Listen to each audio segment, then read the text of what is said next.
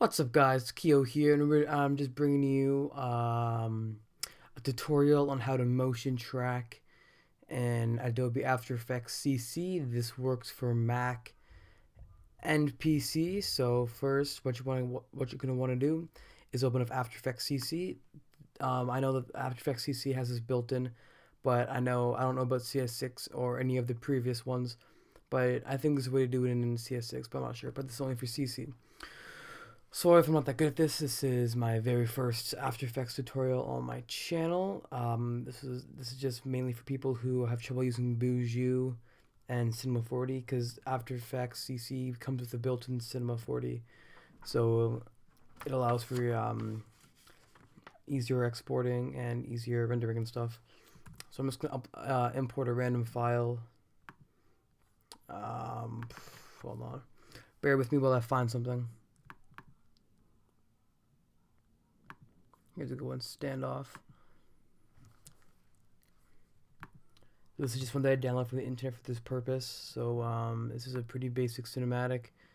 Just goes around the place. I'll start it here. So if you don't know how to trim in After Effects, just do Shift Command D, and to just delete the bottom part. Drag this over. So I'll put it to about here. Delete that one. Drag this, and so it's matching the same part as blue. Right click and go trim compact area, and then you got your cinematic. And if it's a bit laggy for you, or if the pixels aren't that good, because this is on quarter, if you want to be better, put it on full.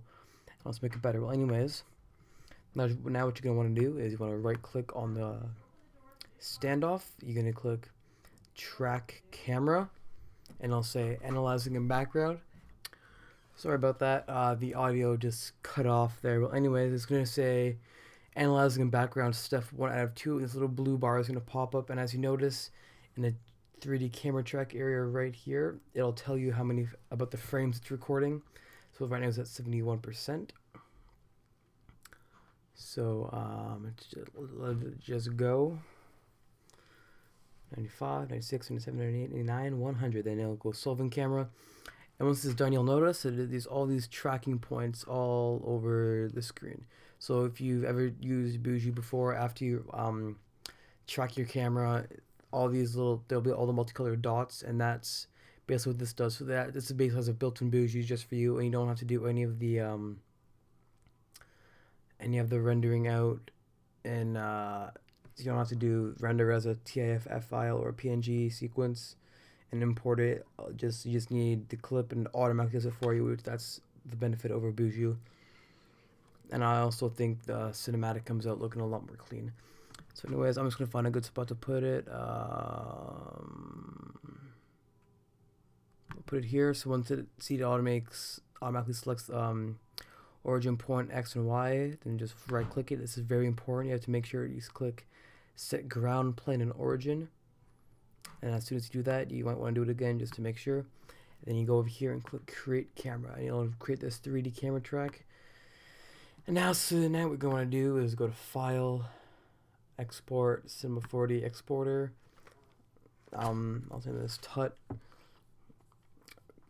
I'll save it to my desktop. So you just save it to your desktop.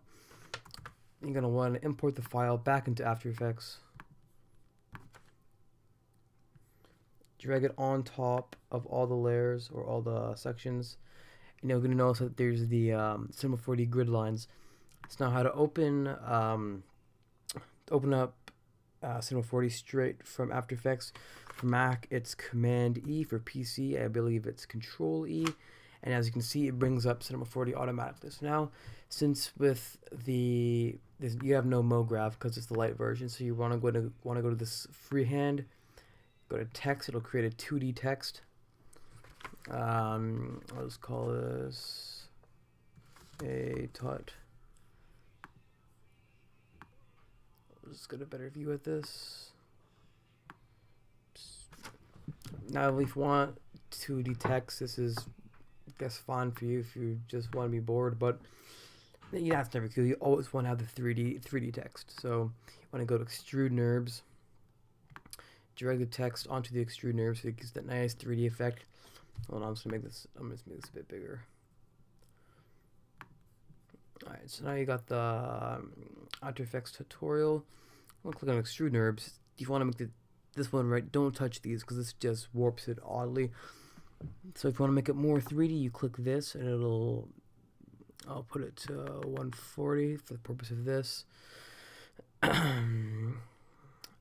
So that doesn't look that bad, but of course you always want to play around with the font, so just go to your fonts.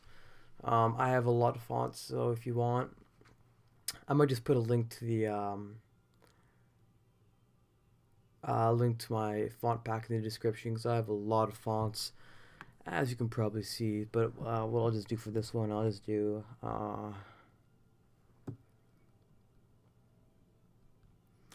something cool but not too flashy.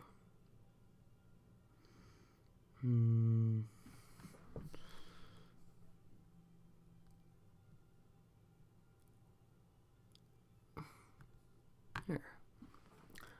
So it looks pretty nice, but now you're gonna want to add some color. Oh, I forgot to do this part, but this, I guess, this is totally optional, but if you want to, you can do this. If you want, you don't have to, but it's just to get it like a nice, really shiny, reflective text. So what I'm gonna do, I'm gonna make a new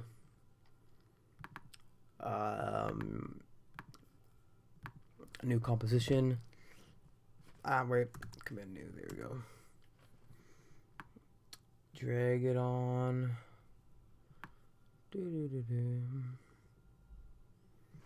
Just do all this again.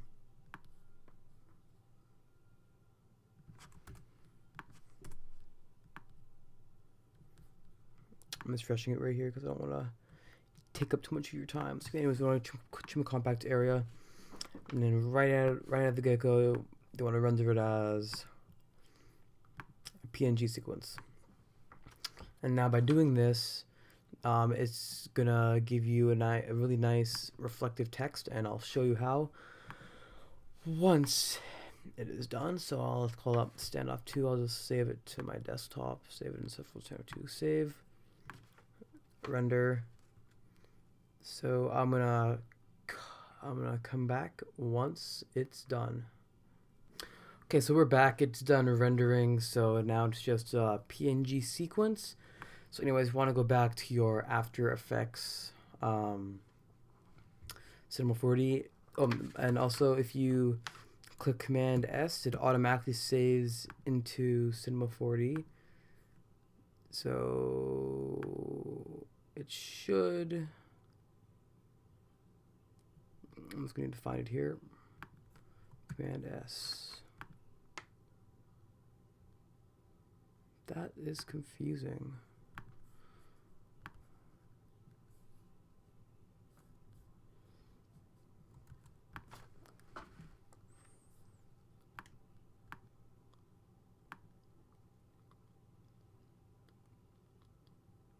Strange. Why is there no text? Hold on.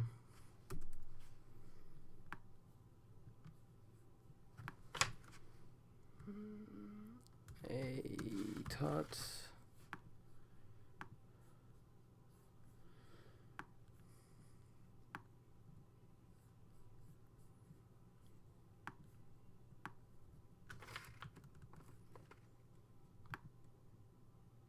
Oh, found it. That's just in a really bad spot. Okay. Let's make this much bigger. Put this back to 140.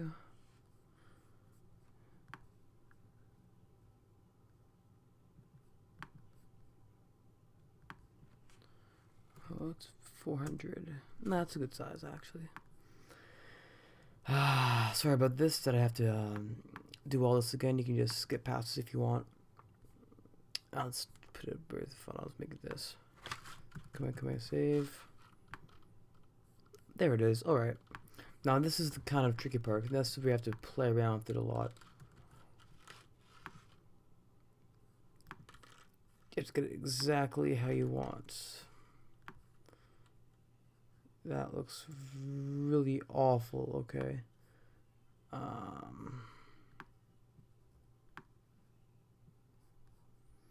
This is what these are. These when these. Yeah.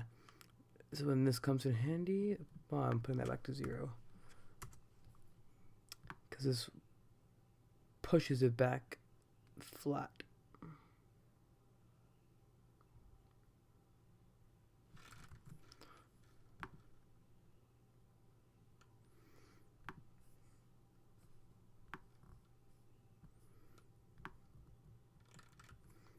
Try putting it like, oh, that's not good. Force quit.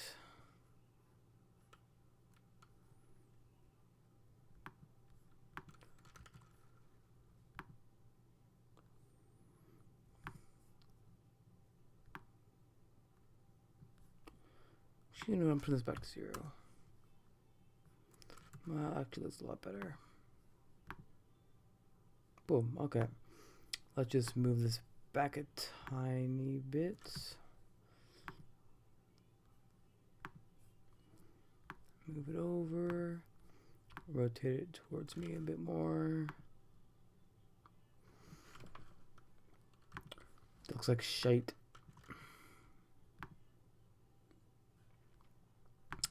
Whatever.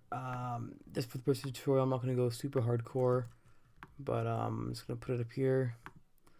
As you can see, you have a nice 3D text. And as you scroll through your cinematic, it does not change. It stays in one spot like motion track should. So now if you want to get a nice looking 3D effect or a shining effect, you want to go back to Cinema 4D, create a new material, put on the reflection, bump it up to about 150. I'm gonna give it color. I'm gonna give it a green color. Let's click the reflection. Then I want to click texture, load image, and this is when you want to go to your desktop. Find your first PNG sequence file, this one. Click open. This is important, you have to click no for that.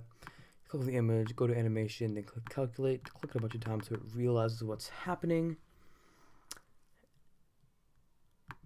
And that was a mistake, I just realized. That's supposed to go under color. I am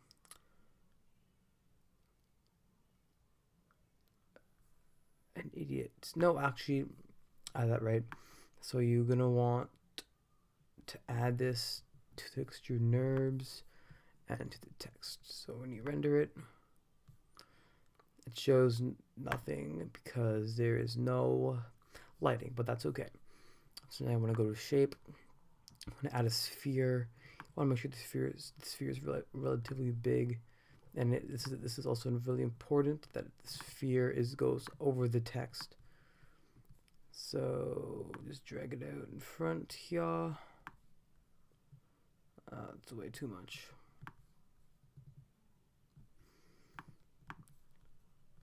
Make it a lot bigger.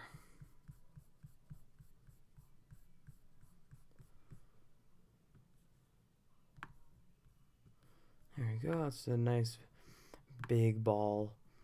All right, now this is part where it can get a little confusing. So we want to make a new layer. Go to color. This is where you're gonna want to load the image. So go to 0, 0, 0, 0. That's not right. 0, 0, 0, 0. Click no. Animation, calculate, calculate, calculate.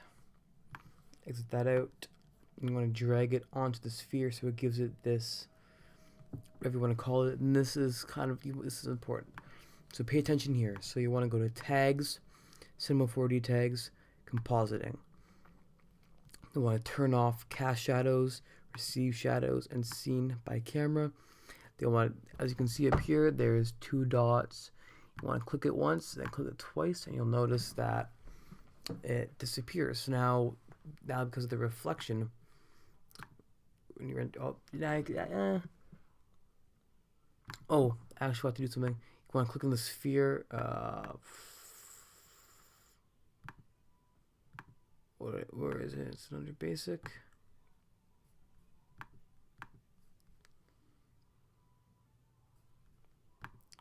Let's extrude NURBS.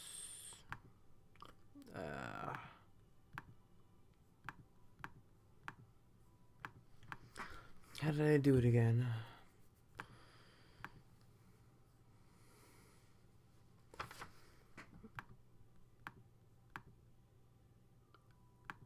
Okay, no, it's fine. So now, anyways, we want to add a lighting. That's not right. Here we go.